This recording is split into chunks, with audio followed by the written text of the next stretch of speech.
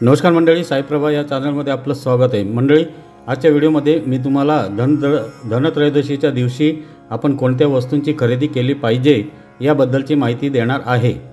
त्यापूर्वी आपण जर चॅनलवर नवीन असाल तर आपल्या या चॅनलला सबस्क्राइब जरूर करा। तर धनत्रयोदशीच्या दिवशी लक्ष्मी देवीला प्रसन्न करण्यासाठी प्रत्येक जण सर्वतोपरी प्रयत्न करत असतो, परंतु ज्योतिषशास्त्रानुसार दिलेले सोपे उपाय केल्यास लक्ष्मी देवी प्रसन्न होऊ शकते। त्यासाठी तुम्हाला काही खास वेगळे करण्याची गरज नाही। ठराविक गोष्टी धनत्रयोदशीला खरेदी कराव्या लागतील, मग लक्ष्मीच्या कृपेने धनलाभ नक्की होईल। मंडळी, पुराणात धनत्रयोदशीच्या दिवशी दिवाळी सणाची सुरुवात मानली जाते। समुद्रमंथनादरम्यान अमृताचा कलश घेऊन धन्वंतरी प्रकट झाले होते, तेव्हापासून हा दिवस धनत्रयोदशीच्या रूपाने साजरा केला जातो। या दिवशी खरेदी करणे शुभ मानलं जातं, पण खूप कमी लोकांना ही गोष्ट माहीत आहे की कोणत्या गोष्टींमध्ये लक्ष्मीचा वास असतो। त्यामुळे कधीकधी लोक चुकीच्या वस्तू देखील घरी घेऊन येतात। तर धनत्रयोदशीला धनतेरस असंही म्हटलं जातं। याच दिवशी आयुर्वेदाची देवता भगवान धन्वंतरी यांचासुद्धा जन्म झाला होता, म्हणून या दिवशी आपण धन्वंतरी जयंती, धनत्रयोदशीच्या दिवशी धनाची देवता माता लक्ष्मी, त्याचबरोबर देवी देवतांचे खजिनदार कुबेरांची आणि गणपती बाप्पाची सुद्धा पूजा आपण या दिवशी करत असतो। या दिवशी आपण काही वस्तूंची खरेदी करणे सुद्धा अत्यंत शुभ मानलं जातं। त्या वस्तूंच्या मूल्यांमध्ये काही पटीने वाढ नक्कीच होते। आपल्या हिंदू धर्मशास्त्रामध्ये असं सांगितलं जातं की धनत्रयोदशीच्या दिवशी आपला धनसंचय आपण वाढवला पाहिजे। म्हणजेच काय, आपल्याकडे जे काही धन असेल, धान्य असेल, त्यामध्ये आपण थोडी का होईना भर घालण्याचा प्रयत्न करावा, जेणेकरून आपली उत्तरोत्तर प्रगती होत जाईल। तसं वर्षभरामध्ये भरपूर असे सण येतात की जे लक्ष्मीकारक असतात, किंवा असे काही सण असतात ज्यामध्ये आपण जर आपला धनसंचय वाढवला किंवा त्या वस्तू त्या दिवशी आपण जर खरेदी केल्या तर नक्कीच आपली उत्तरोत्तर प्रगती होत जाते। आणि प्रत्येक सर्वसामान्य माणसाची हीच इच्छासुद्धा असते की आपल्याकडे आपली गुजराल होईल एवढी का होईना धनसंपत्ती नक्कीच असावी। त्यानुसार आपण प्रयत्न करत असतो। त्यामुळे बरेच जण धनत्रयोदशीच्या दिवशी सोन्या चांदीच्या वस्तू खरेदी करतात। ज्यांची ऐपत असेल तर ते सोन्या चांदीचे दागिने सुद्धा खरेदी करतात। म्हणजेच काय, सोन्या चांदी या ज्या महागड्या वस्तू आहेत तर त्यासुद्धा ते आपापल्या परीने घेण्याचा प्रयत्न करत असतात, कारण धनत्रयोदशी हा दिवसच अतिशय शुभ आहे। त्याचबरोबर धनत्रयोदशीच्या दिवशी तांबे पितळेच्या वस्तू देखील खरेदी करणे अतिशय शुभ मानलं जातं। जर एखाद्याकडे जास्त पैसा असेल तर ते या दिवशी जमीन जागा यामध्ये सुद्धा आपला पैसा गुंतवतात किंवा नवीन काहीतरी व्यवसायाची सुरुवात करतात। कोणी नवीन वाहन किंवा कार खरेदी करतो। पण याच वेळेस आपल्याला अजून एक प्रश्न असा पडतो की सर्वसामान्य माणूस की ज्याला दररोजची गुजराल करणेसुद्धा अवघड आहे, तर त्यावेळेस अशा व्यक्तींनी सुद्धा प्रश्न पडतो की धनत्रयोदशी दिवस अतिशय शुभ आहे, पण आपल्याकडे तेवढे पैसे नाही आहेत किंवा तेवढं धन नाही आहे। मग आपण धनत्रयोदशीला अशा कोणत्या वस्तू खरेदी करायच्या, तर तेच मी तुम्हाला आजच्या या व्हिडिओमध्ये सांगणार आहे की ज्यांना सोनं चांदी महागड्या वस्तू खरेदी करणे शक्य होणार नाही किंवा त्या गोष्टींमध्ये पैसा गुंतवणे शक्य होणार नाही, तर त्यांनी कोणत्या वस्तू खरेदी कराव्यात की ज्या खरंच सोन्यापेक्षा सुद्धा मौल्यवान आहेत, पण किमतीने अतिशय कमी आहेत। आणि त्या वस्तू जर आपण इतर दिवशी खरेदी न करता, म्हणजे दिवाळीच्या आधी म्हणा किंवा दुसऱ्या एखाद्या दिवशी म्हणा, तर त्या दिवशी खरेदी न करता तुम्ही धनत्रयोदशीच्या दिवशी तुमच्या घरी या वस्तूंना आणा। यामुळे तुमच्या घराची भरभराट आणि प्रगती झाल्याशिवाय राहणार नाही। तर त्या वस्तू कोणत्या आहेत आपण जाणून घेऊया। या वस्तूंची खरेदी आपण धनत्रयोदशीला जरूर करावी। या वस्तू खरेदी करून आपण आपल्या घरी आणाव्या, यामुळे माता लक्ष्मीचा आशीर्वाद आपल्या संपूर्ण कुटुंबावर नक्कीच राहतो। तर मंडळी, यापैकी जितक्या वस्तू शक्य असतील, जितकी आपली यथाशक्ती आहे तितक्या वस्तू आपण नक्की खरेदी कराव्या। व्हिडिओ संपूर्ण पहा। चॅनलवर नवीन असाल तर सबस्क्राइब जरूर करा। तर मंडळी, सर्वात पहिली गोष्ट म्हणजे तुम्हाला विड्याची पानं खरेदी करायची आहेत। तर धनत्रयोदशीच्या जी पूजा असते, धनत्रयोदशीची पूजा करण्यासाठी आपण कलशामध्ये विड्याची पानं किंवा आंब्याची पानं तर लावतोच, किंवा मग घरी आपल्याला जर तोरण वगैरे बनवायचं असेल तर आपल्याला विड्याची पानं लागणारच आहेत। तर तुम्ही त्या विड्याच्या पानांमध्ये 2 पानं अजून जास्त आणा, कारण या विड्याच्या पानांवर आपल्याला धनत्रयोदशीच्या दिवशी हळदीने किंवा कुंकवाने एका पानावर शुभ आणि दुसऱ्या पानावर लाभ असं लिहायचं आहे। तुम्ही काडीच्या मदतीने लिहू शकता किंवा अगरबत्तीची काडी असते तिने तुम्ही लिहू शकता। जोपर्यंत धनत्रयोदशीची पूजा तुम्ही ठेवलेली आहे तोपर्यंत तुम्हाला ते पानं देवी समोर तसंच राहू द्यायचं आहे आणि दुसऱ्या दिवशी तुम्हाला हळदीचं आणि कुंकवाचं ते विड्याचं लिहिलेलं पान उचलून घ्यायचं आहे आणि ते हळदी कुंकवासह तुम्हाला पाण्यामध्ये विसर्जित करायचं आहे। आपण घरच्या घरीसुद्धा एखाद्या भांड्यात पाणी घेऊ शकतो आणि त्यामध्ये आपण ही हळदी कुंकवाची जी पानं आहेत ती विसर्जित करू शकतो आणि ते पाणी तुम्ही एखाद्या झाडाला ओतू शकता आणि ती पानंसुद्धा झाडाच्या मुळाशी ठेवू शकता किंवा मातीमध्ये पुरली तरीसुद्धा चालेल। पण तुम्हाला ही विड्याची पानं जी आहेत ती या दिवशी नक्की खरेदी करायची आहेत। ही विड्याची 2 पानं आहेत, ती पानं शक्यतो धनत्रयोदशीच्या दिवशीच खरेदी करा। विड्याची पानं लक्ष्मीकारक मानली जातात। लक्ष्मी देवीला विड्याची पानं खूप आवडतात, त्याच्यामुळे धनत्रयोदशीच्या दिवशीच तुम्ही विड्याची पानं खरेदी करा आणि लक्ष्मीकारक मानली जातात किंवा चैतन्याचे प्रतीक असे ही विड्याची पानं मानली जातात।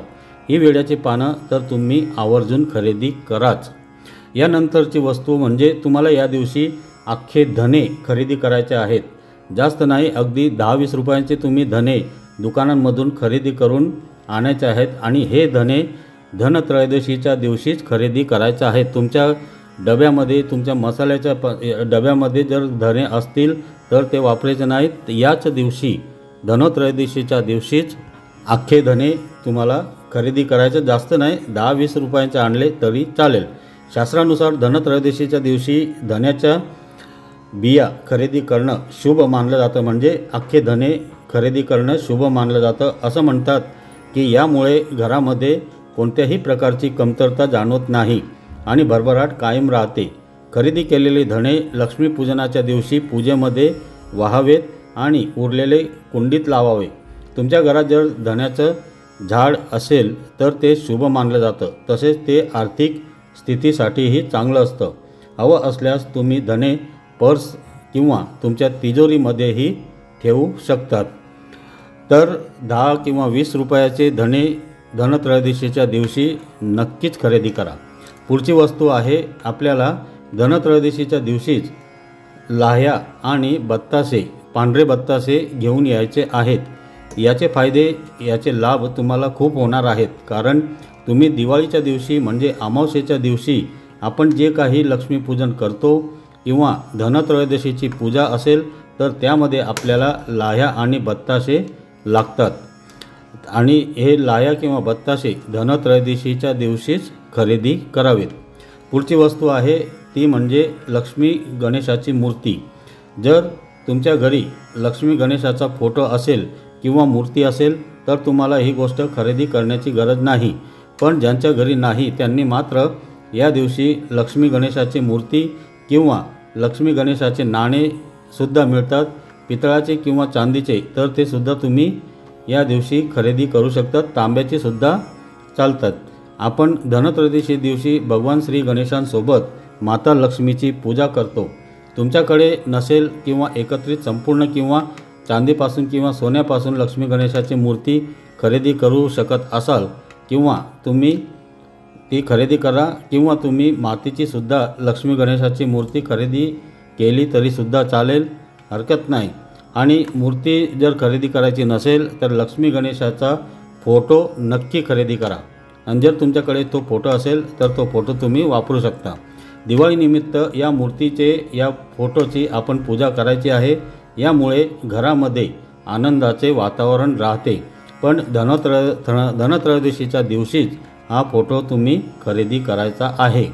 दिवाळीमध्ये पूजल्या जाणाऱ्या लक्ष्मी आणि गणेशाची मूर्ती ही धनत्रयोदशीच्या दिवशीच खरेदी करावी अशी मान्यता आहे की या दिवशी दिवाळीतील पूजेसाठी गणेश लक्ष्मीच्या मूर्तीची खरेदी केल्याने घरात समृद्धी येते आणि आर्थिक संकटांपासून सुटका होते। ही मूर्ती चांदी किंवा मातीची असावी किंवा फोटो असावा, पण लक्षात ठेवा की या मूर्तीची उंची जास्त नसावी आणि फोटो कुठलाही चालू शकतो। यानंतरची वस्तू आहे धातूचं कोणतेही साहित्य, जसे की सोनं, चांदी, पितळ, तांब। या दिवशी या धातूंच्या वस्तूंच्या खरेदी करण्याला खूप महत्त्व आहे। धनत्रयोदशीला सर्वात आधी भांडी खरेदी करणे शुभ ठरतं। भांड्यांमध्ये पितळाची भांडी अवश्य खरेदी करावी। या दिवशी धन्वंतरी देव अमृत कलश घेऊन समुद्रातून बाहेर निघाले होते असे म्हणतात। सोने चांदीची वस्तू किंवा पितळेची वस्तू आपण धनत्रयोदशीच्या दिवशी खरेदी केली तर भाग्योदय नक्की होतो, नशीब प्रबळ बनतं अशी मान्यता आहे। धातूपासून बनलेली भांडी असतील किंवा जे अलंकार असतील म्हणजे दागिने असतील, यामुळे आपल्या घरामध्ये लक्ष्मी मातेचा वास सदैव राहतो। सोनं आणि चांदी भगवान कुबेराचे प्रिय धातू आहेत। जर तुम्ही आर्थिकरित्या सक्षम असाल तर या दिवशी सोने किंवा चांदीचं नाणं नक्की खरेदी करा। या दिवशी चांदी खरेदी केल्यास यश, कीर्ती आणि ऐश्वर्याची प्राप्ती होते अशी मान्यता आहे। यानंतरची वस्तू आहे ती म्हणजे स्त्रीयंत्र। धनत्रयोदशीच्या दिवशी आपण माता लक्ष्मीचं स्वरूप असणारं स्त्रीयंत्र नक्कीच खरेदी करावे आणि ते आपल्या घरी घेऊन यावं। स्त्रीयंत्र घरात असल्यामुळे माता लक्ष्मीचं आपल्या घरामध्ये आगमन होतं, माता लक्ष्मी आपल्या घरामध्ये आकर्षित होते आणि या दिवशी म्हणूनच आपण स्त्रीयंत्रसुद्धा खरेदी करायला हवं। दिवाळीच्या रात्री या स्त्रीयंत्राची सुद्धा आपण विधिवत पूजा करायला हवी। पूजा संपन्न झाल्यानंतर आपण स्त्रीयंत्र आपल्या देवघरामध्ये किंवा आपल्या घरामधल्या पैसे ठेवत असतील त्या ठिकाणी सुद्धा आपण हे स्त्रीयंत्र ठेवले तरी चालेल। ज्या ठिकाणी तुम्ही हे स्त्रीयंत्र ठेवलं त्या ठिकाणी धनाची बरकत सतत होत राहते। यानंतरची वस्तू आहे ती म्हणजे शंख। शंखला सुख, शांती आणि समृद्धीचे प्रतीक मानलं जातं। शिवाय शंख म्हणजे माता लक्ष्मीचा भाऊसुद्धा असतो असे मानलं जातं, म्हणून धनत्रयोदशीच्या दिवशी आपण शंखसुद्धा नक्की खरेदी करावा, ते अत्यंत शुभ मानलं जातं। धनत्रयोदशीच्या दिवशी आपण शंखाला खरेदी करून नक्की घेऊन या। तर कोणता शंख खरेदी करावा? या दिवशी तुम्ही दक्षिणावर्ती शंख खरेदी करणे खूप शुभ मानले जाते आणि याचे लाभसुद्धा आपल्याला अनेक होतात। तर या दिवशी दक्षिणावर्ती शंखाची खरेदी नक्की करा। धनत्रयोदशीच्या दिवशी शंख खरेदी करणं शुभ मानलं जातं। या दिवशी तुम्ही घरात शंख आणून त्याची देवघरात ठेवून पूजा करावी। दिवाळी पूजेच्या वेळी शंखनाद नक्की करावा, यामुळे घरात लक्ष्मीची कृपा कायम राहते आणि घरावरील संकटही दूर होतं।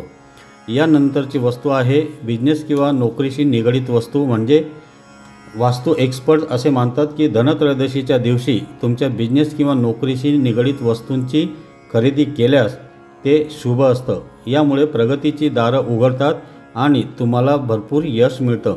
जसं तुम्ही व्यापारी असाल तर वही खातं खरेदी करावं आणि जर शिक्षक असाल तर पेन किंवा पुस्तक हे खरेदी करावं, किंवा तुमचा जो काही नोकरी किंवा बिझनेस असेल त्याला लागणारी स्टेशनरी असेल किंवा जी काही वस्तू असेल ती वस्तू आपण धनत्रयोदशीच्या दिवशी नक्की खरेदी करावी। यानंतरची वस्तू आहे ती म्हणजे कुबेराची मूर्ती किंवा तस्वीर किंवा फोटो। धनत्रयोदशीच्या दिवशी कुबेरांची मूर्ती किंवा तस्वीर खरेदी करून आपण आपल्या घरी घेऊन येऊ शकता, त्याचीसुद्धा पूजा करू शकता। जर तुम्हाला ही मूर्ती किंवा फोटो घ्यायचा नसेल तर कुबेर यंत्र घेऊन येऊ शकता। जर तुम्ही कुबेराची मूर्ती किंवा कुबेराचा फोटो घेतला तर तो तुम्ही तुमच्या घरामध्ये किंवा देवघरामध्ये ठेवू शकता। जिथे तुमचं धनाचं स्थान आहे तिथे सुद्धा तुम्हाला ही मूर्ती किंवा फोटो ठेवता येईल। तुमचा गल्ला असेल किंवा तिजोरी कपाट असेल तर त्या ठिकाणी सुद्धा तुम्हाला कुबेराची मूर्ती स्थापन करता येईल किंवा फोटो ठेवता येईल। यामुळे धनाची देवता कुबेर म्हणजेच देवी देवतांचे खजिनदार कुबेर महाराज यांना आपण म्हणतो, तर त्यांचा कृपा आशीर्वाद आपल्याला प्राप्त होतो आणि आपल्या घराची प्रगती होत राहते। यानंतरची वस्तू आहे ती म्हणजे झाडू। झाडूला धनाची देवी महालक्ष्मी देवीचे प्रतीक मानलं जातं। दिवाळीच्या पावन उत्सवावर ती आपण नवीन झाडू जर खरेदी केला आणि तो आपल्या घरी घेऊन आपण आलो तर घरामध्ये साफसफाई सातत्याने होत राहते। मंगळवारचा किंवा शुक्रवारचा दिवस झाडू खरेदी करण्यासाठी अत्यंत शुभ मानला जातो। झाडू जेव्हा तुम्ही विकत घ्याल त्याचबरोबर झाडूचे एक छोटंसं फळ किंवा खोड आपल्याला आपण ज्याला म्हणतो म्हणजे झाडूचा एक तोडलेला एक कोपरा तो सुद्धा देतात, तर तो सुद्धा नक्की घरी घेऊन यावा। या दिवशी झाडू खरेदी करावा। असं म्हटलं जातं की ज्या पद्धतीने झाडू आपलं घर स्वच्छ करतो तसंच या दिवशी झाडूची खरेदी केल्याने सर्व वाईट गोष्टींची आणि दारिद्र्याची स्वच्छता होते, तसंच घरात सुखाचं आगमनही होतं।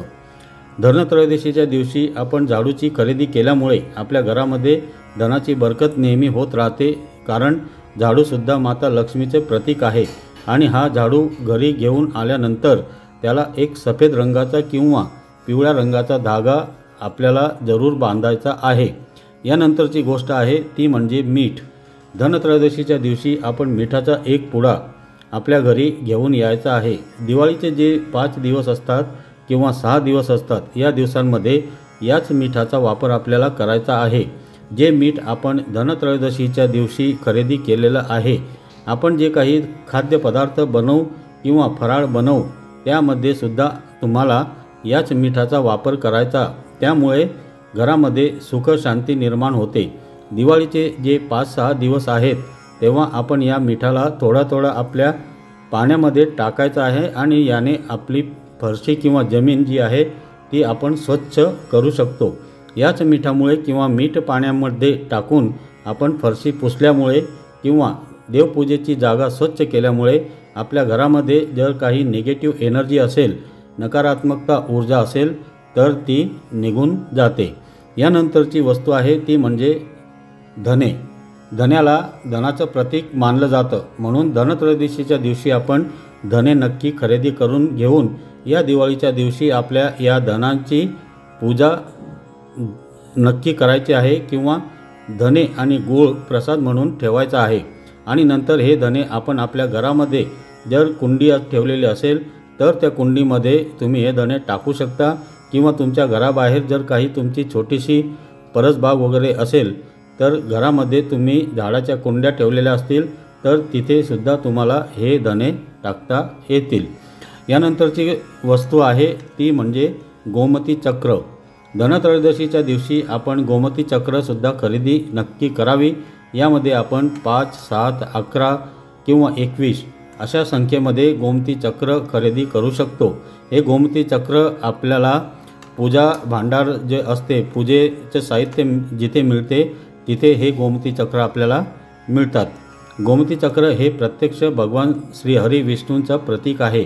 यामुळे जर आपण धनत्रयोदशीच्या दिवशी गोमती चक्र आपल्या घरामध्ये आणले आणि त्यांची दिवाळीच्या दिवशी किंवा धनत्रयोदशीच्या दिवशी पूजा केली आणि आपल्या तिजोरीमध्ये जर ते ठेवले तर नक्कीच आपल्या घरामध्ये माता लक्ष्मीचा अखंड वास राहतो। आणि या गोमती चक्रांना आपण आपल्या गळ्यामध्ये सुद्धा घालू शकतो, ते सुद्धा अत्यंत शुभ मानलं जातं। यानंतरची वस्तू आहे ती म्हणजे कवडी। धनत्रयोदशीच्या दिवशी आपण कवडीची खरेदी नक्की करावी। यामध्ये आपण 5, 7, 11 म्हणजे विषम संख्येमध्ये कवड्या खरेदी करू शकतो।